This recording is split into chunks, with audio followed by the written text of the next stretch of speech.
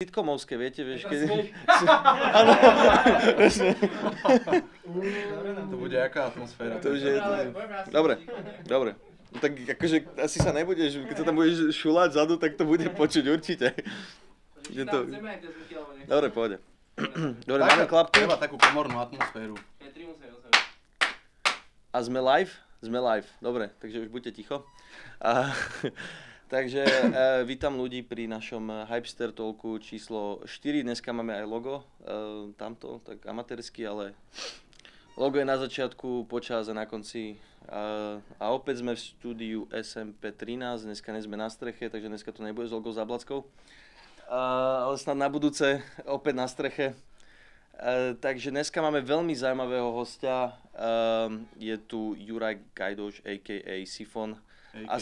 Ostane to Sifon, to je asi lepšie. To je také, všetci poznajú. Reaguješ na to, či ne? Niekedy aj áno. Aj doma ťa tak volajú? Nie. Mama, Sifon. Sifon už je večera. Dobre, ale počkej, úplne predtým, jak s hočičím začneme, mi povedz, že ako toto vzniklo, že Sifon.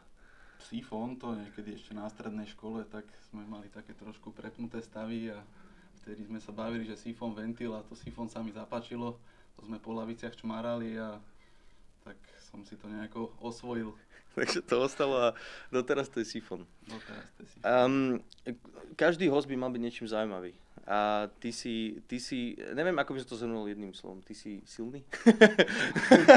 To je také relatívne. Ty si silák. Keď jedný hol potiahol pol tony, tak... To je pravda, tak no, nesieš taký silný, silný. Ale tak akože taký priemerný človek, asi ako priemerne som silný, no, možno trošku nadpriemerný. Takže, neviem, ja som dostal informáciu, že si bývalý juniorský majster slovenský v šprinte. Šprint na 400 metrov bol. No. Počkej, šprint na 400 metrov, to sa dá šprintovať 400 metrov? Už trošku ťažšie, ale dá sa, no. Cez prekážky, bez prekážok? Ne, to bolo v hale, tam to by bolo sa blbo, sa to tam ukladalo. Pre mňa iba tých 400 metrov je prekážka samotná. A potom ďalej si pokračoval ako vo svojej športovej kariére, iba takýto rýchly súhrn dajme, že by ľudia vedeli, že čo si robil. Niečo si sa pripravoval na nejakú olympiádu alebo niečo také? Niečo... Až tam som to nedotiahol, tak začínal som ako v podstate atletikou. Keď som mal 13 rokov, tak ma otec dal na atletiku, lebo už to so mnou nevedeli vydržať. Prečo si bol obezný, tak alebo... Ja som bol práve že strašne tenký, už to nevedeli vydržať, tak ma dali na atletiku a aby som tú energiu niekde ventiloval, lebo som robil strašne často sestre zle. A mal som veľa energie, tak som začal robiť nejaké tie šprinty. Začalo to najprv takými kratšími šprintami a potom to prešlo na tie dlhšie šprinty, na tých 400 metrov. No a potom sa vlastne som sa preorientoval na silový šport. No a som trošku pribral na nejakých 90 kg a... Z koľkých na začiatku? Na začiatku, to bolo na konci atletiky. Som mal nejakých 72 a potom som pribral na 90. To je dosť, no. No, tak potom som vyzeral tak všelijako, hej. Bol som síce obezný, ale tak nebolo to... Začal som vtedy nejak tak akože silovejšie sa pripravovať. No a potom prišla ponuka začať robiť boby, hej. Ako tie boby, čo tie kokosy na snehu, toto? Áno, presne tie. Tak tam som... Takže si boboval?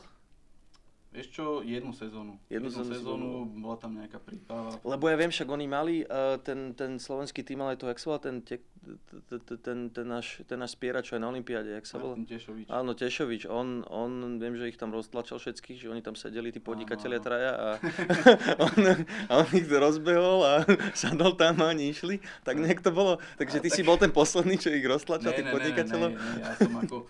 Toto bola pre mňa taká viac menej životná skúsenosť. Mi to dalo veľa, že som mohol vycestovať v podstate do Ameriky, nejak tak viac menej nezištne a trošku dostať takú nejakú školu života, lebo vtedy som bol taký nejak, by som to povedal, nemal som v tej hlave upratané moc. To bolo kedy? Koľko si mal rokov? To bolo v roku 2010 a koľko som mal vtedy? 23, tak nejak som mal vtedy. No, čak. Ale vieš, ako tie hodnoty som nemal ešte tak nejak správne. Takže to ti pomohlo. A ten šport samotný? Vieš čo, skôr tá skúsenosť. Ako šport je to krásny šport, hlavne ako to prostredie, v ktorom sa to deje, proste to si v horách, je to na kopci. Jasne. Tam proste je krásna príroda aj v tej Amerike, aj v podstate všade okolo tých dráh, je to tak pekne spravené. Ale tá skúsenosť, to pracovať v kolektíve a ja som bol, alebo teda aj som taký dosť individuálny typ. No tak to bol zrazu kolektívny šport, že? Kolektívny šport, no a musíš proste 24 hodín denne vychádzať s ľuďmi, hej, vychádzať, aj keď sa to niekedy nedá. Aj oni s tebou samozrejme musia vychádzať a ako to už potom si tam... Dobre, čiže si prešiel šprint, bobby a silové športy. Ja si pamätám, lebo náhodou sme sa poznali vo fitku pár rokov dozadu, sme sa takže stretávali, sme cvičili v tom istom fitku, bavili sme sa o veciach niekedy. Viem, že vtedy si začal nefúšovať, no akože chcel si niečo robiť so spieraním. Tak to mi ešte ostalo z tých bobov, lebo v podstate tie boby sú dynamický šport, tam potrebuješ spraviť aj rýchlosť, nie je to len o tej statickej sile. A v podstate ten bob musíš čo najrýchlejšie rozbehnúť. A tam boli nejaké také prvé kontakty s tým spieraním, ale bohužiaľ tam v tom fitku, v ktorom som ja bol, tak sa spierať nedalo. Tam nemáš podmienky, platformu na to podmienky a kotúče, nemáš bumpery, pod tým fitkom je reštaurácia, tak tí ľudia by boli asi mierne vydesení, keby im tam do menúčka padlo lomietky. Hej. No dobre, a potom vlastne je to, prečo si tu, ale to je teraz taký fakt tentový úspech, momentálne by som povedal, že športová kariéra, možno to tak nazvať, je silový trojboj. No. A teraz povedzme vlastne posledné úspechy, takže ľudia väčšinou nevia, čo je silový trojboj. Takže to je, povieme to takto, že to je drep, tlak na lavičke, a.k.a. bench press a mŕtvý ťah, to je to, keď ťaháte zo zeme proste činku. Ale to není iba také jednoduché, to je... To je život. Áno, mŕtvý ťah je život. A tie tvoje čísla nie sú úplne také zanedbateľné, že to je celkom dosť, takže mŕtvý ťah to je 300 kg? Mŕtvý ťah je neoficiálne 300 kg, na súťaži sa mi to ešte nepodarilo potiahnuť. Na súťaži dal koľko? Na súťaži som dal oficiálne 290 kg, čo mám uznaný pokus. Ale 300 sa mi ešte nepodarilo potiahnuť. Ale v gyme si dal 300? V gyme som viackrát dal 300 v trháčkach. Aha, no jasné. A drep? Drep je 300. Aj na súťaži? Neoficiálne 300, na súťaži mám uznaných 295. OK, takže to není tak ďaleko, tie 300, stále veľa. No, a tlak? A tlak na lavičke súťažný 177,5 a vo fitku tých 185. No tak ako dokopy ten totál je celkom slušný, keď to zrátaš. A váhu máš okolo 100 kg? Zatiaľ sa držím do tej stovky. Dobre, takže to je v podstate trojnásobnú váhu dávaš na drep, trojnásobnú váhu ťaháš, čo je ako si myslím celkom slušný výsledok na Slovensku, alebo celkovo v Európe nie tak veľa ľudí, čo by v tej elite, no pokiaľ sa bavíme o rolllifteroch, čiže pokiaľ sa bavíme o ľuďoch, ktorí súťažia bez dresov, áno, bez dresov, pomôcok, no. Čiže áno, ešte ten trojboj môže sa v podstate, tiež ľudia si nebudú vedieť, že vlastne trojboj je raw a to je ten, že vlastne človek tam ide bez ničoho, nemá žiadne výstuže ani nič také a potom vlastne ten equipped, čiže to je v drese a ešte briefsy sú tam a rôzne veci. To je moc komplikované pre ľudí už samotný trojboj a ja akože na ten equip mám svoj názor, myslím si, že to je asi také súťaženie, ako keď dojdem do firmy, sadnem do žeriavu a takto potlačím páčkou. Aha. A same sa to zdvihne. Tak je to úplne iná, tá technika tých cvikov. Niekto mi bude hovoriť, že to je o technike a musíš mať hlavu a takéto veci a ja tiež keď si sadnem do toho žeriavu, hej, a proste viem, že ktorá páčka čo zaberá, tak tiež som sa to musel naučiť, tiež to je o technike. Tiež musíš vedieť, že ktorá je ktorá, vieš a čo to s tebou robí. Čiže to je taký môj názor na to, že to není hrubá sila, lebo keď raz ťa zavalí kameň, čo váži 200 kg, hej, tak a nemáš pri sebe ten žeriav alebo ten dres. Bežne nemáš pri sebe, no. Tak bohužiaľ, no. Ale proste takto by som to vysvetlil, že ten šport, čo robíš, to je v podstate, že teraz na meste by som ti tu položil 300 kg, tak by si ich mal zdvihnúť. S miernou rozcvičkou. S fackou a... Dá sa to tak povedať, aj keď 300 je už taký vrchol, ale... Áno, tak tam už, to už je také, že tam musí, to je už to najvyššie percento, že tam už treba mať aj možno, že práve dobrý deň, ne? Lebo to sa môže, blbý deň to nemusí ísť a v ten dobrý deň to môže ísť, asi tak. Tak nejak, no. Ale tak je to proste tak, že zaručenie je, vieš, že keď zdvihneš 300 kg, tak 200 musíš zdvihnúť o polnoci, hej, to je proste... také. Čo ťa motivuje k tomu robiť tento šport a súťažiť vlastne v trojboji? Tak ono to prišlo úplne naopak. Hej, niekto začína s trojbojom, lebo chce v niečom vyniknúť a ja som sa k tomu dostal presne naopak. Že si nechcel niečo vyniknúť? Nie, to už je taký vedľajší efekt toho, ale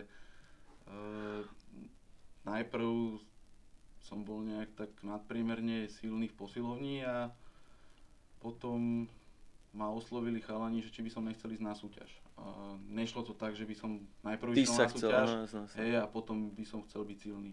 No to je tak, že keď niečo robíš veľmi dobre, tak to nebudeš rozprávať ty, ale tebe to niekto povie. No, to znamená, že si v niečom dobrý. Takže niekto ti povedal, že Sifon, ty si silný, tak poď na súťaž, že ty si povedal, že tak idem a zajtra si... Tak najprv som robil, divadlo som robil, že to... Ochotnícke? Hej, že neidem a som bol taký znechutený z atletiky, lebo som trošku tam, jak by som to povedal, nevždy mi to išlo tak, ja to trošku ťažšie Aha, som to znášal. Že ťažko prehríť znášaš, alebo... No, je to také moc úprimné, ale tak nerád prehrávam. A kto rád prehráva zase na druhej strane.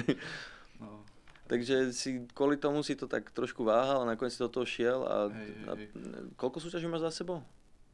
Vieš čo, už 4 roky súťažím, tak neviem, nejakých 10, 12. Takže ročne dáš koľko takýchto súťaží? Asi 4, 5. Ako vyzerá v podstate tá príprava? Koľko sa pripravuješ na takúto súťaž? Vieš čo, ono je to také paradoxné, ale na tejto poslednej súťaži, kde boli úplne akože na figu podmienky, na figu príprava, som mal do toho štátnice, natrhol som si sval pri výpadoch. Aký? Stehenný, vnútorné stehno. Tuto? Abduktor? Áno. A veľmi citlivé miesto. Veľmi citlivé miesto. Mal som proste kopu prekážok, úplne mi to nevyšlo z toho, čo som si napísal, ako by to malo výjsť. A urobil som najlepšiu formu zatiaľ, akú som kedy mal. Že napriek všetkým tým prekážkom? Napriek všetkému, ešte tým, že sme organizovali tú súťaž, tak to bol taký psychický trošku stres. Áno, to si mi spomínal, že ako to vyzeralo, že koľko si spal pre tú súťažu? A nejaké také 4 hodiny boli. A prečo? Tak sme to všetko balili a jednoducho boli tam problémy s logistikou a to sú všetko stresy. Ale takže povedz, že sa rozcvičoval noc predtým vlastne nosením tých vecí? Bolo to nejak takto? Ja som akože skôr bol tá zložka, taká tá výkonná zložka, skôr som bol ten... Manažer? Nie, manažer som nebol, to boli iní, ale skôr som bol ten, čo to dopravil, hej, proste, aby to všetko došlo odtiaľ. Dobre, ale v každom prípade to bol minimálne psychický. No psychicky to bolo to dosť. Že to nebolo iba tak, keď ešte máš v tej hlave, že zajtra budeš mať tých skoro 300 kg na chrbte, tak to asi... som nevedel. To si nevedel? Ne. To bolo také prekvapko. Čiže ty si vôbec nemal plán nejaký, že ako to pôjde? Mal som plán, ale tým, že som bol zranený, som nevedel, že koľko mi to dovolí. A bolo to také, že neviem, budem to cítiť, nebudem to cítiť, vieš, taká lotéria. To vtedy nevieš, že kde sa to zastaví, či v rozcvičke, alebo až na konci. Jasné. Alebo to proste pôjde dobre a nebudeš to cítiť vôbec, alebo to budeš cítiť až na poslednej mŕtvole. No tak to býva niekedy. Tak. Ale paradoxne je to také, že keď som bol taký psychicky aj fyzicky vyšponovaný, tak som podal úplne že najlepší výkon. A koľko razy som spravil formu. Spravil som si prípravu, kde som očakával formu a jednoducho nevyšlo to proste. Buď som prepálil tú formu, že prišla, ja neviem, 3 týždne skôr a potom som už len nejak tak udržiaval, už to bolo za Zenitom. Alebo mám pocit, že som to tak prešpekuloval, že jednoducho mohlo to byť lepšie. Čiže koľko razy už idem na to tak subjektívne, že ako sa cítim, že nie je to len o tom, že teraz napíšeš si na papier čísla a presne podľa toho máš ísť, lebo to vie spraviť v podstate každý, stiahnem si nejaký tréningový plán z internetu a teraz akože toto by som mal, len tá realita často tomu nezodpovedá. Je to aj o tom aj, že čo robíš, že či chodíš proste do práce, kedy chodíš spať, jednoducho či máš možnosť jesť, nemáš možnosť jesť, či sa rozišiel s frajerkou alebo nerozišiel. Proste sú také veci, ktoré do toho dosť hrajú a keď máš ten deň podať maximálny výkon, tak sa to často nedá. A zasa máš inokedy deň, kedy jednoducho mal by si ísť úplne ľahké váhy alebo mal by si ísť nejakú udržiavačku a vtedy máš formu jak hrom, proste dobre sa vyspíš. Všetko zabere ti pretréningovka, všetko ideš parádne a vtedy by si mal akože podľa plánu ísť niekde na 60%.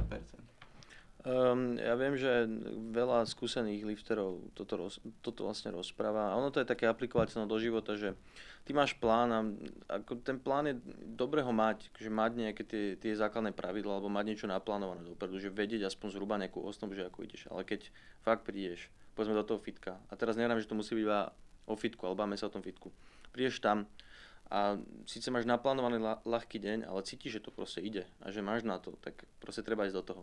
Nerobí to často, ale proste niekedy ísť tak proste tým inštinktom a to sa podľa mňa strašne prenáša aj do života, že Určite. človek nečaká, že v ten deň, akože či už to je v práci, alebo je to niečo inom, že podá nejaký výkon, ale zrazu proste ti to ide. To je taká Ide tá ti karta. šanca, ide to proste šanca, príde šanca, vieš, a nikoho nezaujíma, tak v živote by som povedal, že je to skôr tak, že keď príde tá šanca, tak tú šancu nezaujíma, že či teraz máš svoj deň alebo nemáš svoj deň, proste musíš potom skočiť. A takisto aj v tom športe je to tak, že keď máš svoj deň, tak ako to telo nezaujíma, že čo máš napísané v tréningovom pláne. Hej. Proste máš na to potenciál, aby si to zdvihol, alebo teda niečo, urobil nejaký výkon, nemusí to byť práve lift. A vtedy môžeš premeškať tú šancu. Takisto ako aj v živote ti odíde tá šanca, takisto ti môže odísť nejaká životná šanca, čo by si mohol zdvihnúť. Áno, zase tam potom je problém, vlastne tie oficiálne čísla, čo sú súťažné čísla, tak to je konkrétny deň. Aj že tam sa musíš vlastne pripraviť, nastaviť si to tak, aj ten pík, aj to všetko, aby to bolo vlastne v ten deň, aby si bol tip top, aby si bol ready. Určite.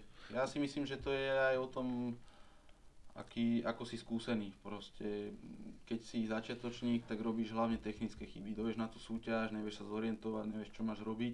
A si tak zaneprázdnený tým, že teraz hľadáš tam niekde v rozcvičovni niekoho, kto ti pomôže a tak, že absolútne sa nesústredíš na ten svoj výkon. Ale tým, že už som sa nejak ako keby vysúťažil, tak sa dokážem skoncentrovať na tej súťaži tak, že mám také klapky na očiach, že za mňa musia počítať iní ľudia čísla, lebo ja som není schopný urobiť čítanie a odčítanie, vtedy tak sa koncentrujem na ten výkon, že nedokážem spočítať, koľko som vlastne zdvihol, keď si dávam pokusy. To je podľa mňa už ako keby tá devíza, tá schopnosť tých športovcov, by som povedal, tej najvyššej kategórie.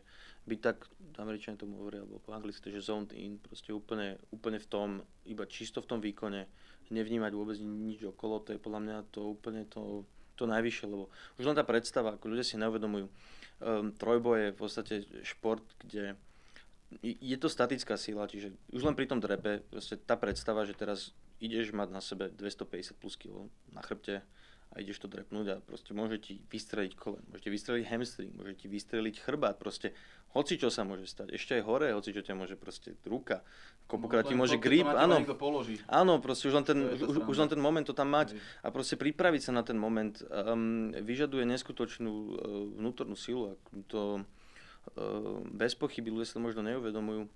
A mňa zaujíma, že vlastne ako to prežívaš ty vnútorne, keď vravíš, že ty si tak sústredený, takže či tam je strach, alebo či tam je niečo. Ja si pamätám, že Dave Tate hovoril, to je jeden z amerických lifterov, on bol práve v tej equipped ére, Westsider, tak on rozprával, že vlastne on si natrhol prstný sval dosť nechutne a potom vlastne sa dosť bál benchovať znova, tlačiť na lavičke. Tak vravel, že donútil sa k tomu tak, že si predstavoval, že ty pred tým tlakom, že ak sa mu to roztrhne, ak proste bude celý zničený, ak mu to spadne, že ak ho to rozpučí. Ale on si tento obraz vždy doslova na schvál vyvolával potom a takto to prekonal nejakým spôsobom.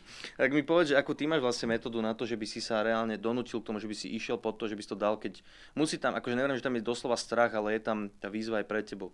Na čo ti prechádza hlavou? Ako sa donútiš vlastne sústrediť?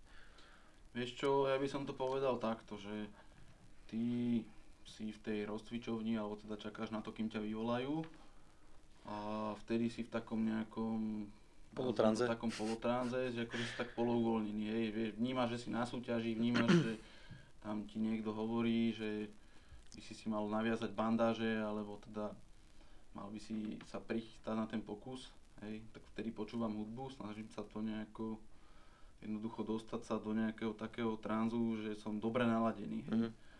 Ale už keď viem, že idem na pokus... Tak tam už slúchadlá nemáš. tak tam sa vyslovene vyhecujem, koľko razy aj vulgarizmami a jednoducho taký tým... Aj ťa niekto bije po krku alebo niečo také, či to ešte ne? Lebo aj to vidíš. Vieš čo, nemám rád, keď sa to preháňa. Aha, lebo vidíš ľudí, ktorí si bijú činku o hlavu a to už je také, no... To je také trošku. Ja keby sa snažili nájsť niečo, čo tam nie je vnútri, už mi to príde. Nejakých démon. Taká show, hej, a potom dojde ten chalant, alebo teda...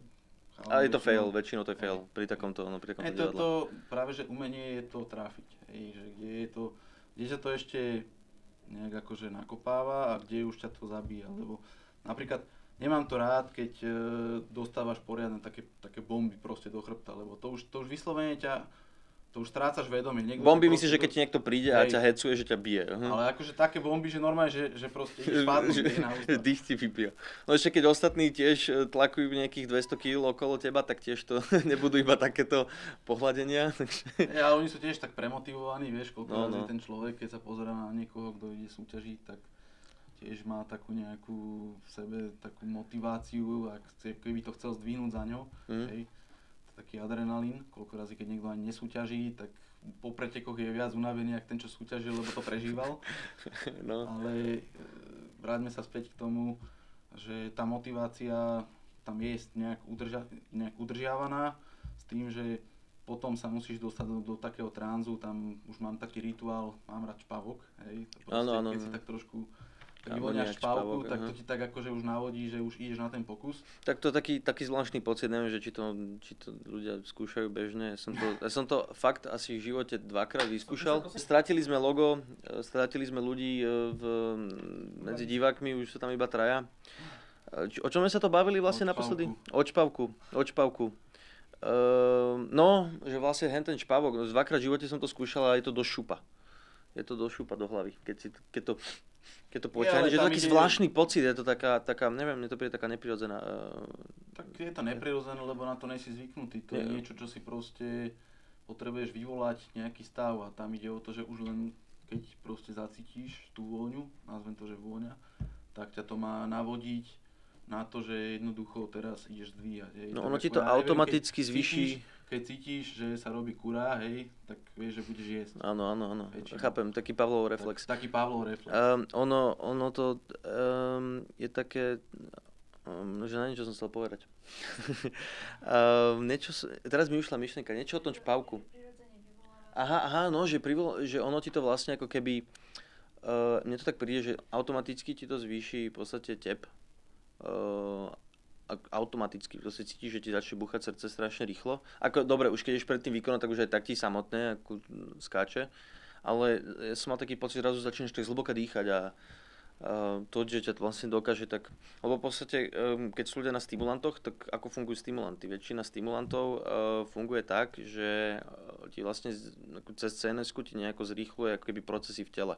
Že preto sú väčšinou buď sa ti začne viac vylučovať dopamín a všetky tieto veci. Noradrenalín, alebo jednoducho sa zablokujú tie receptory, ktoré jednoducho ti začínajú potlačať ten noradrenalín. Preto jednoducho ostáva dlhšie v krvi. Ty tým pádom v podstate si taký nabudený, hej, stále máš ten taký alarm efekt. Čiže ale presne, mám pocit, že ten špavok je taký podobný pocit, ako keď je človek na nejakom stimulante, len ten špavok je fakt iba tá chvíľka. Ale to vydáva to podobné fyziologické pocity to vo mne vyvoláva, ten špavok. Takže toľko k tomu, ale už keď sa bavíme o nejakých stimulantoch a takýchto veciach, tak určite veľa sa debatuje o jak to nazvať po slovensky? Nechcem povedať, že sypačka. Podporné látky v športe, doping. Trojboj je šport určite, v ktorom sa tieto podporné látky vyskytujú rovnako ako v každom športe. V tomto je možno také vizuálne ľahšie identifikovateľné, lebo keď niekto sa pozrie na 54-kilového cyklistu, tak to ti tak nepríde, že on môže niečo brať, to, že je nejaké Apple a takéto veci, to väčšinou ľudia akože nevedia. Tam není cieľom to, aby človek mal nejakú veľkú svalovú hmotu, ale skôr skrátiť ten čas regenerácie. Áno, čiže okysličovanie a tak ďalej, no ale... Nie len to, tam ide o to, že oni po tej túre, hej, keď idú, tak majú poškodené svalové vlákna, hej, a tá syntéza bielkovín, hej, je lepšia, keď jednoducho má človek nejakú podporu aj hormonálnu, ale to nie je v takých dávkach, ani to nie je tak, by som povedal, namiešané, aby teraz on spravil hypertrofiu, teda zväčšenie toho svalu. To je jasné. Jemu ide o to, aby sa čo najrýchlejšie zahojili tie trhliny, ktoré v tých svaloch narobil počas toho šprintu, alebo teda počas nejakej tej túry. A jednoducho, aby na tú ďalšiu bol zotavený, alebo teda lepšie zotavený, ako keby to nemal. Ja si pamätám, že videl som nejaký talk, aj som čítal niečo od Lance Armstronga a vraj kedysi, keď ešte nebolo dotiahnuté ani to EPO, tak ešte tam boli v podstate tie transfúzie a potom tie prvé EPA, takže vlastne keď to v noci ako doktori robili tým všetkým cyklistom tam, takže museli ísť hneď akože si zabicyklovať, aby vlastne im to nejak tak nestuhlo, že proste potrebovali, aby sa im neurobili zrazeniny. Takže oni reálne v noci točili alebo chodili na prechádzky cyklisti. A čo ešte taká sranda, tak ako vieme všetci, že Armstronga úplne že vymazali zo všetkých tých análov cyklistiky, že všetky tie vlastne prvé miesta sú teraz prázdne. Väčšina tých ľudí, čo sa popriznávala potom tiež, lebo faktom je, že nedopoval iba on, ale faktom je, že dopovali všetci tam. Tak všetci tam ostali, čo je celkom ako sranda. Jeho si vybrali ako takého obetného baránka. Ale nie je toto ako keby príkladom toho, že, alebo nenaznačuje to, že v podstate v každom športe a rovnako aj v trojboji sa je toto proste súčasťou, ktorá... Tak ja by som sa nepasoval do role nejakého výskumníka, hej, ale môžem to povedať tak nejak kuchársky, hej, ak som sa s tým mohol stretnúť, že je veľa ľudí, ktorí si myslia, že to z nich spraví hviezdy a pritom nemajú na to talent. To je prvý problém, hej, že jednoducho nie som dostatočne talentovaný na to. A nie iba fyzicky, ale aj mentálne. Ako to je tak to je aj jedno s druhým, hej. Možno, že ten človek, ako, keby robil niečo iné, bol by v tom dobrý, ale problém by som videl hlavne v tom, že začínajú s tým ľudia, ktorí poprvé nemajú na to talent a majú veľké očakávania. Myslia si, že takou nejakou, by som to povedal, že takým nejakým zvyšovaním dávok, alebo teda tým, že budem prepalovať, že keď je terapeutická dávka, ja poviem 1, hej, tak oni dajú 5, že to bude 5 krát lepšie. A oni ako si na tom zakladajú a bohužiaľ nechápu, že jednoducho do litrového pohára viac jak 1 liter nenalejeme, hej, proste všetko ostatné je zbytočné. A ešte tým je to zbytočnejšie, že trojboj nie je komerčný šport. Čiže žiadne peniaze. Nedá sa, tako trojbojom si myslím, že určite na Slovensku sa s tým nedá živiť, si myslím. No tak myslím, že nikde. Možno, že pár Rusov tým žije, že štátne nejako dotovaní budú, ale možno 10 ľudí na svete. Možno v inej federácii, hej, ale nie tie Open federácie, možno, že tie federácie, ktoré sú dotované štátom, tam by sa to dalo, ale to nie je šport, ktorý je populárny. Dobre, ale napriek tomu práve, že v takýchto športoch sa to vyskytuje rovnako, tieto podporné látky. Ja si myslím, že tam je veľa mizinformácií, čo sa týka nich. Ľudia si myslia, že to je to, čo môže urobiť toho víťaza. Ale ono v podstate to vôbec tak nie, lebo mňa keby niekto nadopoval... To by som zasa nepovedal, ono je to veľmi tak, ja by som to zasa spojil s tým talentom, hej. Proste... Ale zober si teraz iba takto, že kebyže teba niekto nadopuje hocičím, tým najlepším, čo je... Tak Eddie Hall zo mňa nebude, to je jasné. Ale Bolta by si takisto nikdy v živote nepredbehol. Áno, ale to súvisí s tým talentom. On by mohol byť úplne clean, proste nič. Nevieme, či je alebo nie je, to nikto nevie, akože oficiálne by mal byť, takže akože je clean.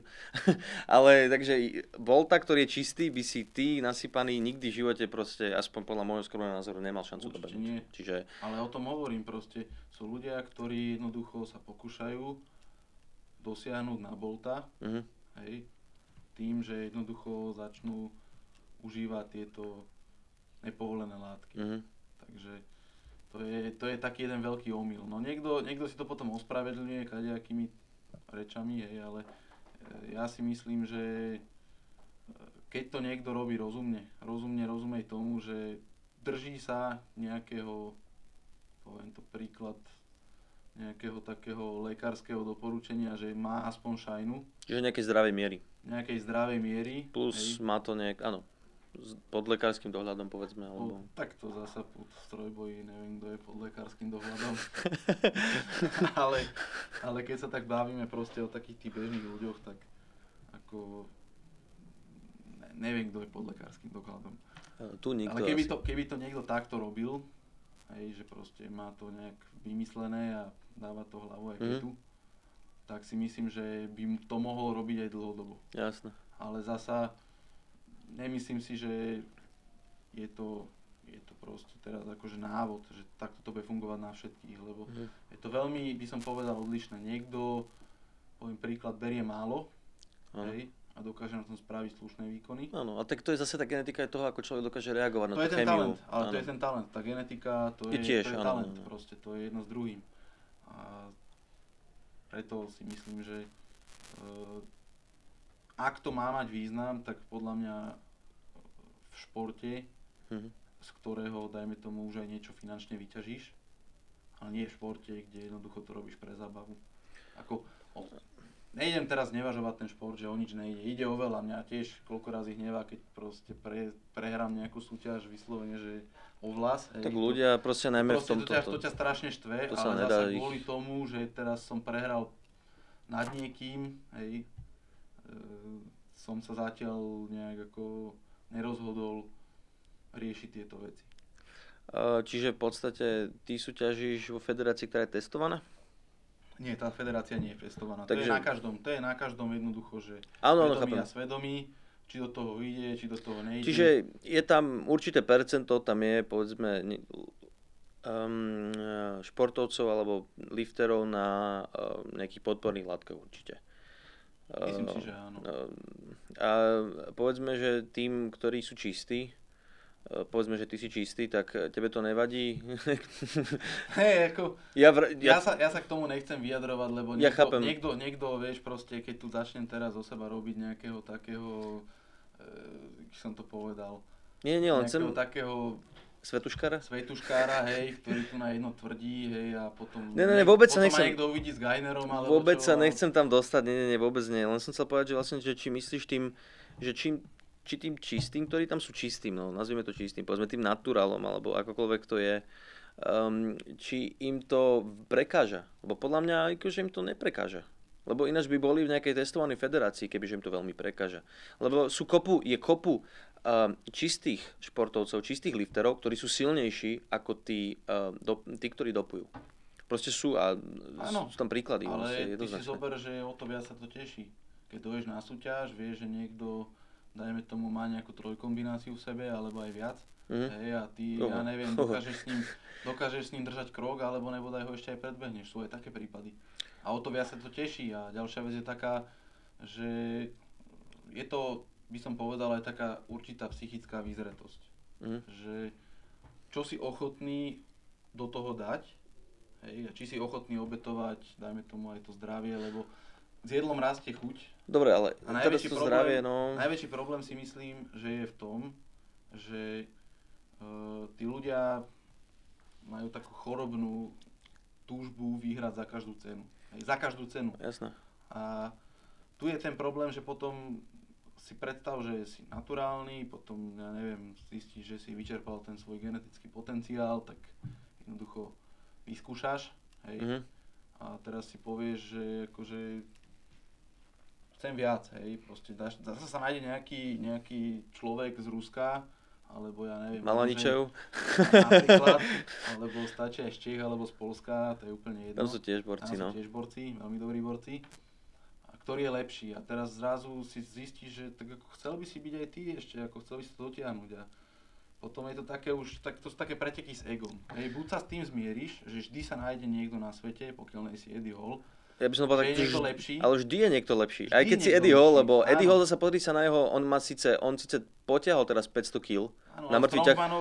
Ale koľko má, on má 180 kg, čiže ten jeho koeficient nie je taký dobrý, povedzme ako u niekoho ako Chris Duffin, ktorý má 100 kg, drepol 400, áno samozrejme, mať 500 kg v ruke. Poviem to takto, keď tu dojdeš niekde do McDonaldu teraz, alebo keď bol aj piatok večer, opýtaš sa, čo je trojboj, tak 99% ľudí si to mýli s triatlonom. Áno, presne tak. Prvá vec, druhá vec je taká, že akože už keby si sa ako opýtal, že kto je ten Chris Duffin, tak to nikto nebude vedieť. Tak to nikto nebude vedieť, ale keď náhodou deň pred tým piatkom niekde po Facebooku akože išlo video, virálne, že niekto zdvihol 500 kg a bol to Eddie Hall, tak ako nikoho nezaujíma koeficient. Aj Pudzianovského podľa mňa poznajú ľudia, tak lebo on bol Poliak strongman celkom. Akože a tak on ešte aj v bojových súťažiach sa presadil. Niečo také, no niečo MMA robil. Aj MMA, aj UFC, ale išlo tam... Ešte rugby hral. On už mal taký multitalent. Áno. Ale to je ten prípad, hej, kedy jednoducho sa spojilo ale tam sa ťažko veľa vecí dokopy. O naturálnom atletovi. Ale to nie je podstatné. To nie je podstatné, veď vravím, že to vôbec nie je podstatné. Ja by som teraz povedal, že vieš, že u niekoho, jak je Pudzianovský, sa stretol talent s tým, že ho objavili, prvá vec, lebo akože to, keď veľa talentov tu beha, možno, že ako my sme veľmi slabí oproti tým ľuďom, čo teraz niekde sedia, hej, niekde zapíjajú práve oné maturity, alebo neviem čo, proste. A nikto o nich nevie. Nikto o nich nevie, ani oni o tom nevedia. Hej, proste sa neobjavili, tak Pudzianovského objavili, mal 16 rokov, tak 160 kg zatlačil. To bol nejaký taký prvý kontakt s realitou jeho, hej. A tam videli, že má nejaký talent, potom sa ho chytil niekto, kto ho nezničil, že to dokázal ťahať do vysokého veku. No a dokázali ho predať, lebo vieš, kopuje takých ľudí, čo sú šikovní a jednoducho áno, tá marketovateľnosť tej osoby a to všetko, ako to je ďalší aspekt. To je napríklad, jak, neviem, či sleduješ MMA Conor McGregor, hej. To je tak neskutočne dobrá osobnosť pre ten šport. Podľa mňa on ho raz, vďaka nemu ten šport raz tak narastol. Vďaka McGregorovi MMA. A to je to, že áno, človek musí byť dobrý športovec, a môže byť super, mať super výkony, môže mať super genetiku, ale musí mať tú personu. Lebo tá persona z neho urobí ho posunejšie niekde ďalej a tam už ide o to monetizovanie toho športu. Musí mať aj ľudí okolo seba. Áno, okolnosti, povedzme. Takto, že aj ako v tom trojboji, alebo teda celkové v takýchto športoch, už čím sa dostávaš vyššie, tak ty musíš mať okolo seba tým ľudí, ktorí sa jednoducho starajú o teba. Jednoducho v tom trojboji je veľmi dobré, keď ti niekto namasíruje chrbát, keď ale ako vieš, dáš si tam hrejúku. Happy ending. Dáš po trojboji, ale to vtedy si rád, že spíš. Takže žiaden happy ending. Dobre, sorry. Takže ten tím, ktorý to pomasíruje. Ten tím ľudí, ktorý sa o teba stará, kto ti naviaže bandáže, kto ti proste povie, kto ti vypočíta tie váhy, keď si úplne sprostý. Ktorý ti možno aj povie, že ani ti nepovie, že koľko tam je naložené a dá ti tam o 2,5 kg viac na ten posledný pokus, to sa robí. Hej, aj tak sa to robí, no. Ale to som chcel povedať, že čím ideš vyššie, tak tým je dôležitý už ten tím ľudí. Že už to je tímový šport, V podstate áno, akože je to taký tímový. Je to jeden performer, akože jeden tá ústredná postava, ale za ním je kopu ľudí, čiže je to tím. A Pudzianovský bol ten... Pudzianovský mal to šťastie, že začal robiť šport, v ktorom sa presadil, lebo možno keby robil futbal, tak by zohrieval lavičky. Keby robil hokej, možno, že by neudýchal podľa mňa tých 90 minút. Okejky, hej, ale ako toto trafil šport, v ktorom bol dobrý, s tým, že už si vybudoval nejakú značku a potom s tou značkou išiel ako s veľkým menom do iného športu. To je proste podľa mňa úspešný prípad. A vieš, aby si sa udržal na vrchole, tak podľa mňa musíš mať okolo seba aj nejakú suplementáciu. Musíš mať podporný tým. Ty nemôžeš trénovať 3-krát do týždňa a chodiť do roboty, ťahať 12 niekde, hej. Alebo proste to sa nedá robiť. A to je presne, k tomu sa chcem vrátiť, lebo ty si vlastne sa bavili o tom dopingu a o tom zdraví, že to je na úkor zdravia, ale podľa mňa celkovo tento šport už pri tých 300 kg plus už sa nemôžeme baviť, že je to niečo zdravé. Hej. Zase by som povedal, že ako pre koho, lebo vieš, to, či sa dožiješ 80, 90, 100 rokov, to nevieš teraz. Nevieš proste povedať, že koľko je ten tvoj potenciál a ešte ďalšia vec je, nevieš v akom zdraví alebo v akej kvalite to prežiješ. Ale to chcem povedať, že ty si od prírody dimenzovaný na nejaké váhy, hej. Poviem príklad, keď ja cvičím, vymyslím si, hej, so 100 kg mŕtvý ťah, tak len nejak by som sa udržiaval, alebo bolo by to pre mňa v úvodzovkách, že ľahké, hej. A niekto, alebo napríklad nejaká žena, hej, ktorá má 50 kg, tak to je pre ňu nedosiahnuteľný výkon. A to je ten rozdiel medzi tým, že jednoducho ty si stávaný možno, že na 350 kg, hýbeš sa niekde pri 300 kg a ľudia nechápu, že prečo sa ti nelámu kosti, keď tam máš 200 kg. Tento Eddie Hall možno keby bol naturálny, hej, akože je naturálny. Tak dobre, má 180 kg, to je jedno, hej, teraz to som chcel povedať, že možno, že 164 cm. Tá jeho genetika akože je stávaná na to, aby denodenne zdvíhal 300 kg, vymyslím si, hej. Aha. Ja úplne rozumiem, čo chceš povedať, no. Že ťažko povedať, že kde je ten tvoj strop ale a že čo je zdravé a čo je nezdravé. Dobre, lebo povedzme ďalej, aj to stravovanie pri takomto športe nie je úplne, že teraz ideálne alebo nejaké zdravé. Aj keď možno, že my obidva nebudeme súhlasiť s tým, že čo mainstreamovo je považované za zdravé, že je reálne zdravé, ale nie je to úplne, že to ten ideál, ktorý by si išiel, keby že chceš teraz žiť najdlhšie. Ako proste ten šport samotný do určitej miery je zdravý, ale do určitej miery je aj nezdravý. A potom vlastne, keď sa bavíme o tom, že povedzme niekto je stávaný na niečo, že má nejaký genetický potenciál. A teraz keď povedzme, že telu predstavíme nejakú novú látku. Dobrý príklad je Stan Efferding, neviem, či to niečo hovorí, spravil svet, on bol kedysi kulturista IFBB Pro a potom v 43, alebo neviem kedy spravil, nechcem klamať, ale bolo to po 40 určite, spravil svetový rekord v trojboji RAW. On vlastne začal teraz vlastne tú RAW novú vlnu, to bolo nejak okolo 2009-10, spravil svetový rekord v totále. Neviem už koľko to bolo, aké to bolo číslo, ale on vlastne to prekonal, kulturista.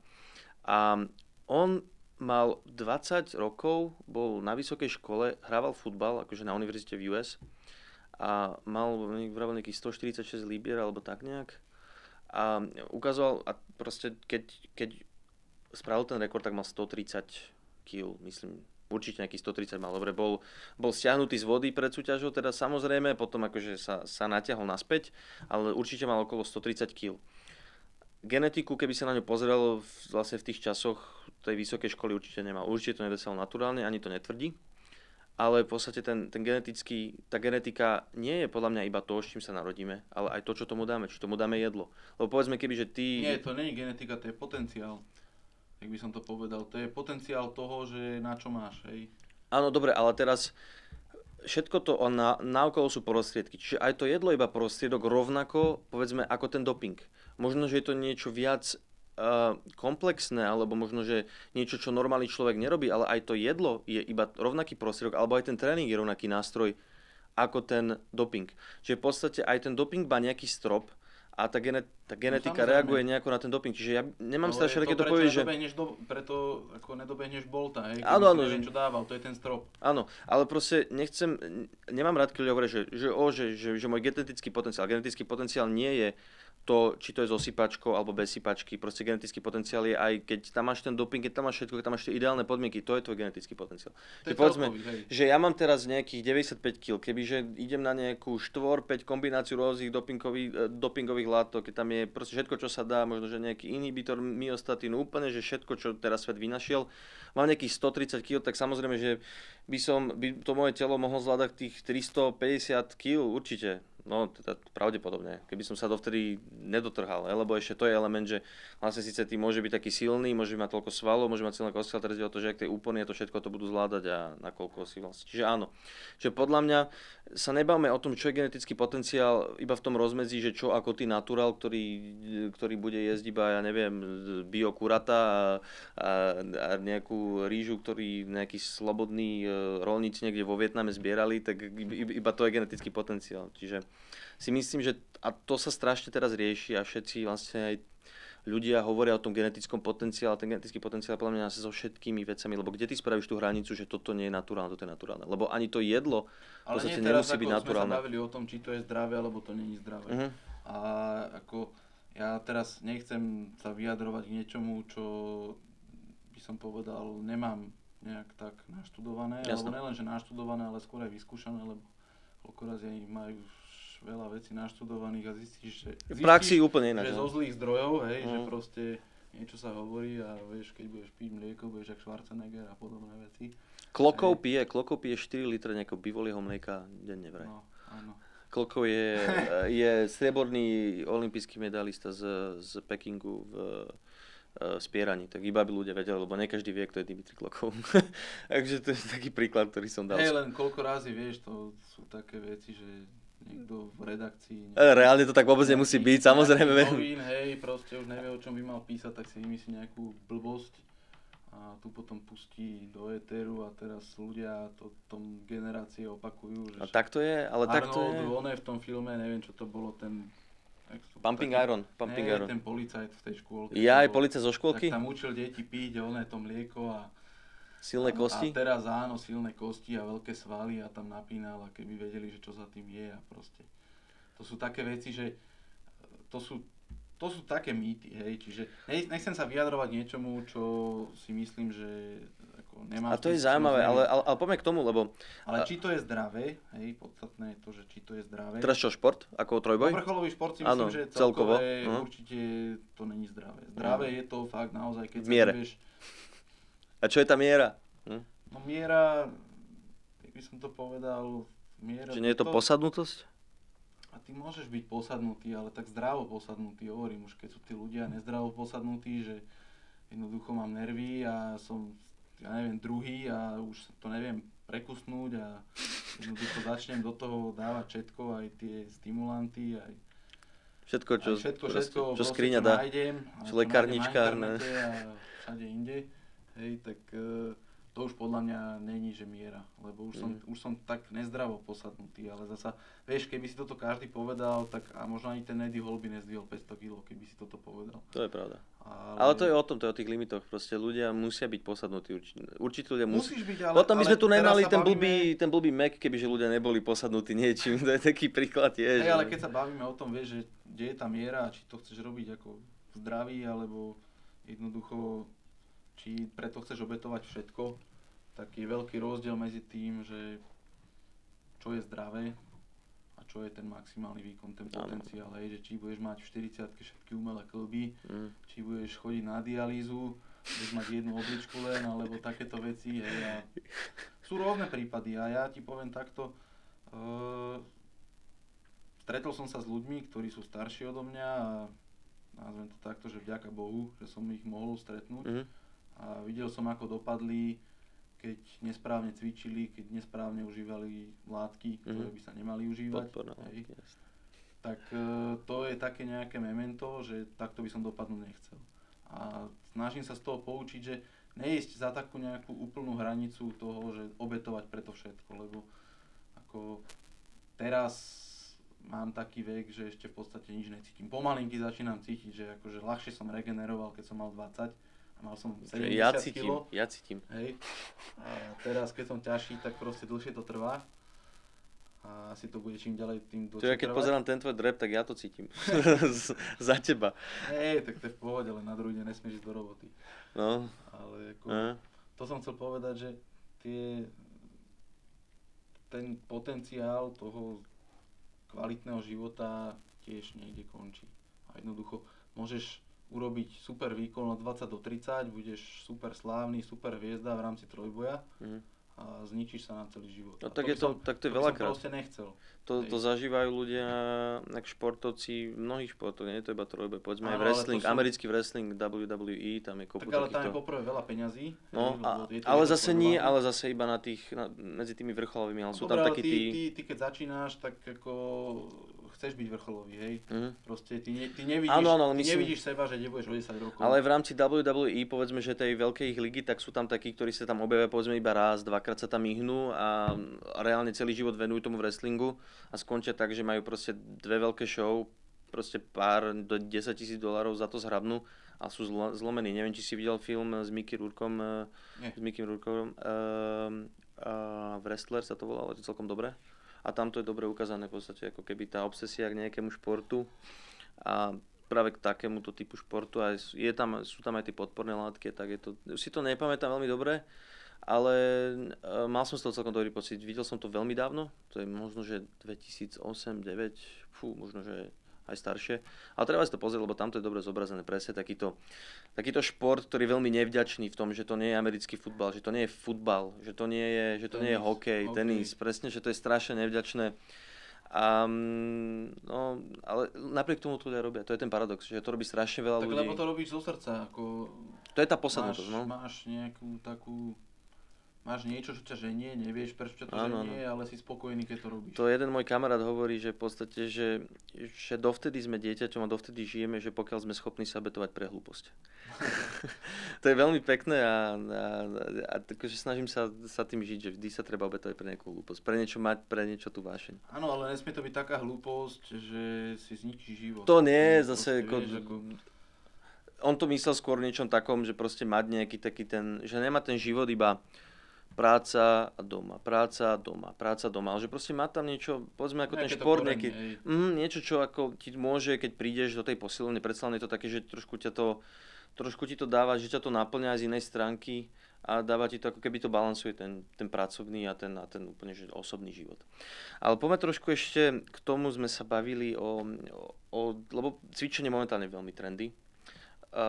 Aj zdravá výživa, aj všetko, keď vidíš tie, že fit ty a neviem, všetky to blbosti na sociálnych médiách, že pí to a schudneš a neviem čo a vyrysuješ a narastú ti svaly, tak nie je ti z toho zle? A že ľudia tomu reálne veria a kupujú to?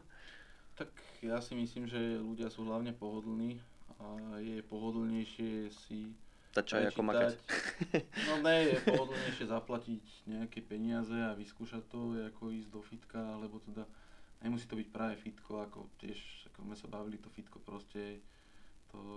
Jedna z možností. Hej, je viacero z možností, ale ako kopa ľudí, ktorí sú zúfalí, jednoducho sú takí už aj frustrovaní z toho, jak vyzerajú a boja sa a hanbia sa. To je taký typický problém toho, že jednoducho aj keď zavolám niekoho takého, kto má zdravotné problémy, aj by som mu chcel pomôcť v tom fitku, alebo aj s postavou, tak on ti odpovie takou odpoveďou, že on musí doma najprv natrénovať, aby sa v tej posilovni ukázal. A to je podľa mňa úplne taký nejaký nesprávny spôsob, lebo práve tá posilovňa je na to, aby si sa niekam dopracoval. A títo ľudia, jednoducho potom je pre nich ľahšie objednať si nejakú blbosť z internetu a tajne mu to dojde poštou na dobierku, rozbalí si to, vyskúša to, zje nejakých 10 tabletiek, zistí, že to nefunguje. Zabudne na to, ostane to v kredenci niekde. A nikto o tom nevie, ako keď proste má sa šupnúť do nejakých teplákov, do nejakého trička a ísť reálne do toho fitka medzi tých ľudí, ktorí zrazu sa na ňo všetci pozerajú, lebo to úplne... Vždy, keď niekto dojde do fitka, tak úplne všetci sa na ňo pozerajú. Jasne, na čo není, proste všetci, nikto sa nestredí na nikoho, iba na toho. Presne tak. Nikto tam neprišiel nič robiť, iba si obzerať ľudí. A smiať sa a ukazovať prstom, hej, presne tak. Lebo nie sme na tej istej lodi. A to sú také, by som povedal, príčiny toho, prečo títo ľudia takýmto blbostiam veria. To je poprvé tá pohodlnosť a po druhé taký ten pocit toho, že som teraz v nejakej tej svojej ulite, som doma, nikto ma nevidí, tam vyskúšam tie tabletky, keď to bude blbo, zahodím to, nikomu to nepoviem, hej, alebo kúpim si steper, tak 2-3 krát na ňom budem stepovať, budem vyzerať jak nejaká bikini fitness, hej, čo sa narodila s takými proporciami, čo... S tými silikónmi. Áno, a veríme tomu, že ako z toho stepera budeme takisto vyzerať. Ale vieš, čo je sranda, že tento biznis prekvita, že tí ľudia stále potom skočia, si pamätám, že fakt to bolo, keď som hovoril o tom čaji, tak akurát to bolo asi 2 roky dozadu, spolužiačka mi ukazovala, že čo si myslím o tom čaji, tak ako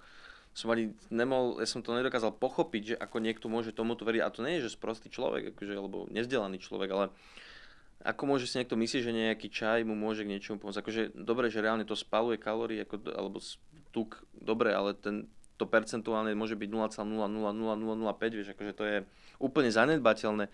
A mám taký pocit, že vlastne to je tým, a to je myslím, že úplne jasné to, že ľudia chcú všetko hneď, chcú tie rýchle riešenia. A keď im povieš, no ale to si vyžaduje prácu a čas, no keď chceš nejako vyzerať, tak bude trvať rok. Nikto nechce proste sa obetovať pre niečo, pre nejaký výsledok a to ma trošku aj tak straší, čo sa týka spoločnosti, že... Vieš, ja si myslím, že to tak vždy bolo a vždy bude, lebo myslím, že áno, s tým súhlasím, že to tak bolo. No. Že sú ľudia jednoducho nejak percentuálne zastúpení v spoločnosti, sú ľudia, ktorí sú proste viac odhodlaní, sú ľudia, ktorí sú menej odhodlaní, tí, čo sú viac odhodlaní, to dotiahnu ďalej, aspoň v tomto športe, lebo je to koľko razy ako veľa ľudí to používa, že talent teda akože porazia drinov, hej, že tá drina koľko razy porazí talent, tak do určitej miery majú pravdu, pokiaľ ten talent nebude na sebe makať. Čiže do tej miery by som povedal, že je to tak, hej. A ešte aj tá otázka tej driny a talentu je taká zaujímavá, lebo napríklad, neviem či vieš, to je Ed Sheeran, to je taký spevák. A on, akože teraz všetci hovoria, že strašne talentovaný, lebo vypredáva, on proste sám gitara, Madison Square Garden, proste sám s gitarou. A on má nejak 24, 25 rokov a všetci hovoria, že je strašne talentovaný. Bol jednej talk show a tiež vlastne tam rozprávali, ako je strašne talentovaný a on, že hej, no, že to všetci hovoria, tak vyťahol mobil a mal tam nejaké nahrávky, keď mal nejak 16 rokov, hral na gitare a spieval. Bolo to strašne falošné a hovorí, že to je váš talent, to sú proste hodiny času. Ja niekedy mám taký pocit, že ten talent, akože áno, že je tam nejaká predispozícia, ale veľakrát ten talent je iba čas, strávený na niečom. A že vlastne z toho potom vykluje talent, lebo ty si strávil hodiny potočníkov, ty si hodiny strávil na tej dráhe, ktoré, neklame sa, tam proste je korelácia v tom, že vlastne si robil vlastne v tých výkonoch v tom a v tom športe, že vlastne ty si vďaka tomu, že si mohol v tom, akože v tých tínedžerských rokoch robiť šprint, tak ti to dalo, zvýšilo ti to určitú kapacitu tvojho organizmu, čiže sú to hodiny času. Proste, že, a to je ten talent, podľa mňa. Že to nie je iba to, že niečo som dostal. Ja by som povedal skôr, že to je taký talent na rozvíjanie talentu, lebo koľko razy môžeš mať aj ten talent, taký ten, že si predurčený na to, aby si zdvihol veľa kíl, ale tá psychická pohodlnosť ti nedovolí. A to je to, že musíš mať zasa ten talent, alebo to, že aby sa vedel rozvíjať. Lebo je to aj taký určitý spôsob, ako som povedal, takého pochopenia, toho upratania si v hlave, hej, že keď som bol v tej Amerike na tých boboch, tak ako mne to dalo do života viac, čo sa týka po tej stránke toho upratania si, hej, že proste mal som tam nejaký systém toho, že som sa necítil dobre, keď som bol pohodlný, bol tam nejaký taký režim. Keď tam ti to pomohlo rozvíjať tvoj talent, alebo niečo tak? No, skôr by som povedal, že vieš, ja som bol dovtedy taký, by som povedal, že bezstarostný život. Aha. Pomaly som si práženicu nevedel spraviť a zrazu zistíš realita, zistíš, že jednoducho musíš, ináč neprežiješ. Čiže tam v podstate ako keby ten tvoj potenciál, ako ten potenciál si dokázal sa naučiť využívať viac? By som skôr povedal ani ne, že potenciál, skôr tie hodnoty. Som pochopil, že jednoducho takým tým spôsobom, takého toho lempla, lenivca, alebo teda nie, že nikdy som nebol nejaký že lenivec, že by som teraz... Jasne, nie úplný, ale bol si toho, taký pohodlný, taký, že akože nejak sa to spraví a nejak to bude, hej. A nič mi nevadí. Skôr by som povedal, že som to tak nejak zobral do vlastných rúk, že ja som ten, čo to riadí a viem, že keď sa chcem mať zle, hej, tak budem takto nejako fungovať a budem sa mať zle. A viem, že keď sa chcem mať dobre, tak proste musím s tým niečo urobiť. Musím proste sa nejako do toho oprieť a potom niečo z toho jednoducho vznikne, ale dovtedy, čo ja viem, bude, nebude a keď si odkázaný sám na seba, tak ako vieš, si nepomôžeš si proste, budeš trpieť. To sme moc hlboko. Ešte zakončme tak úplne ľahko, crossfit. Kedy začneš robiť crossfit? Lebo určite všetci bratislavskí crossfiteri sa trasú a tešia, že kedy tam dojde, že? Ja si myslím, že na staré kolena, lebo ako to býva, tak jak ti zostarnú kolena, keď robíš crossfit. Jaj, no, aký máš názor na crossfit? Lebo to raz robíš každý. Páči sa ti ten šport? No ja si myslím, že je to tak... Nebudeme hejtovať? Nechcem hejtovať zase ako...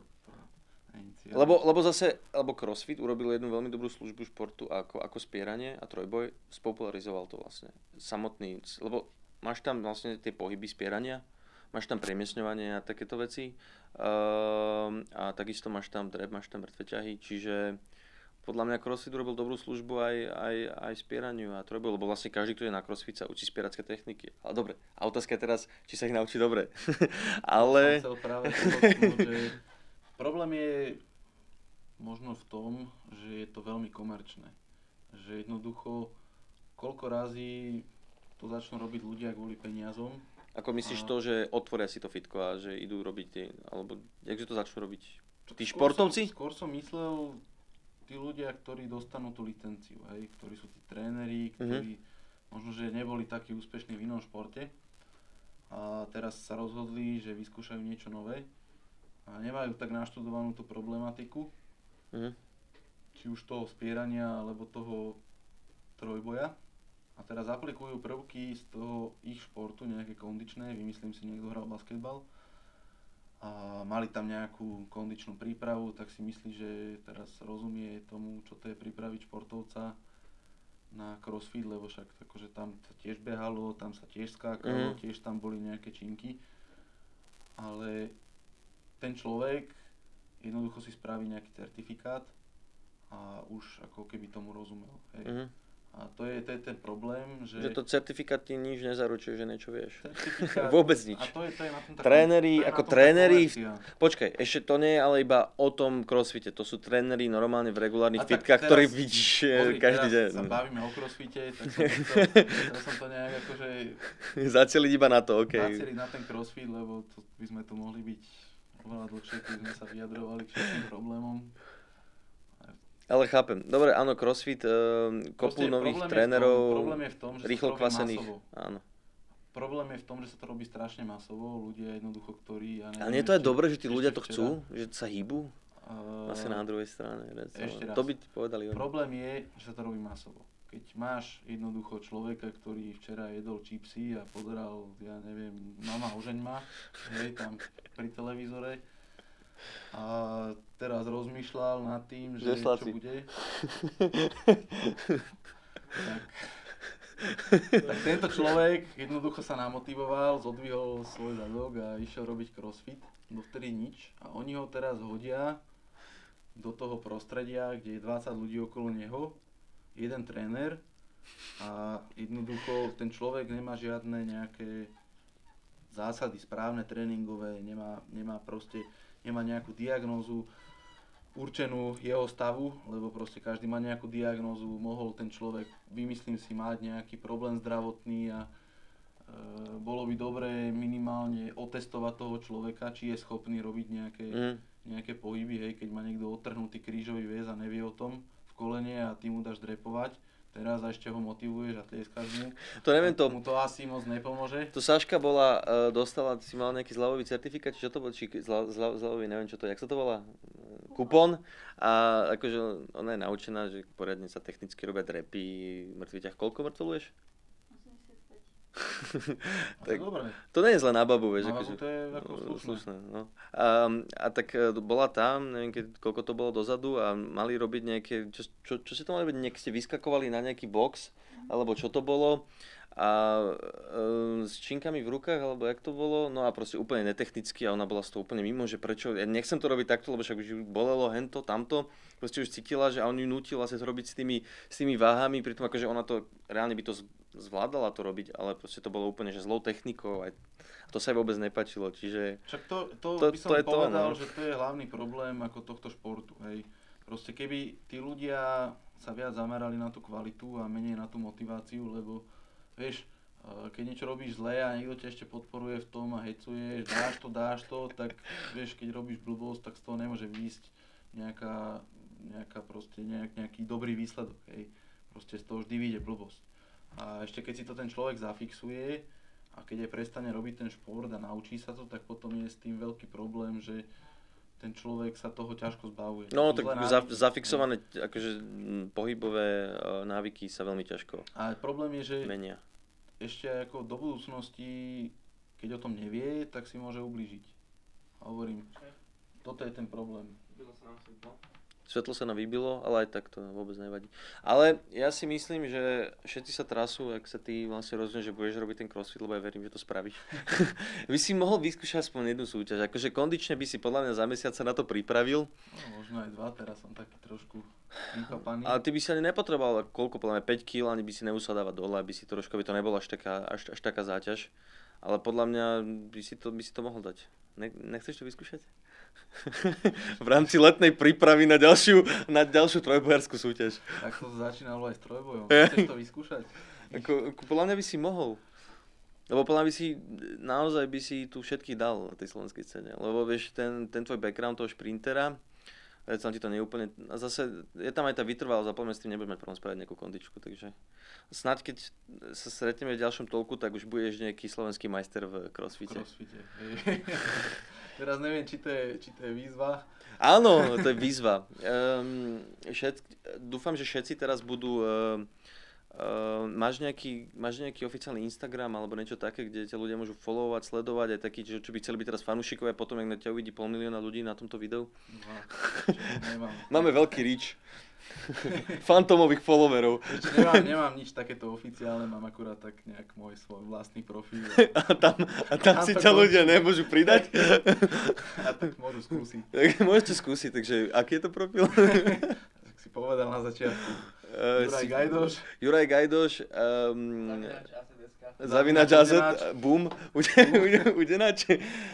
Takže, neviem, musíme ti spraviť nejaký Instagramový profil, alebo nejaký Snapchat, alebo niečo také, že by si, vieš, bol viac social media friendly, že by si mal viac followerov a že by si mohol musíš mať, vieš, tých topless fotiek. Počkaj, to už by som potom mal začať aj nejak sypať a tak, aby to niekam išlo, lebo všetko, to nejde. To bude ten podporný tím. My, Hypester a DZFX, bude tvoj podporný tím, budeme ťa točiť pravidelne každý deň a urobíme si aj veľkú hviezdu a všetky tieto crossfitové kluby sa budú trhať. Ale nie, áno, prosím vás, najväčší crossfitový tréneri v Bratislave, viem, že to určite sledujete. Keby niečo na Facebooku Juraj Gajdoš, napíšte mu, že z neho chcete spraviť hviezdu, pokiaľ nemáte malé ega alebo veľké ega a bojíte sa, že vlastne už na tom prvom tréningu vás všetkých zničí. Takže... Ja sľubujem, že im odpíšem. Áno, on vám určite odpíše a to bol Sifon. To bol Juro Gajdoš a snáď dojde ešte niekedy na ďalší Hypester Talk, takže dík. Dúfam, sa to bude dať pozerať. Určite, radšej. Ani komenty nečítam. Majte sa.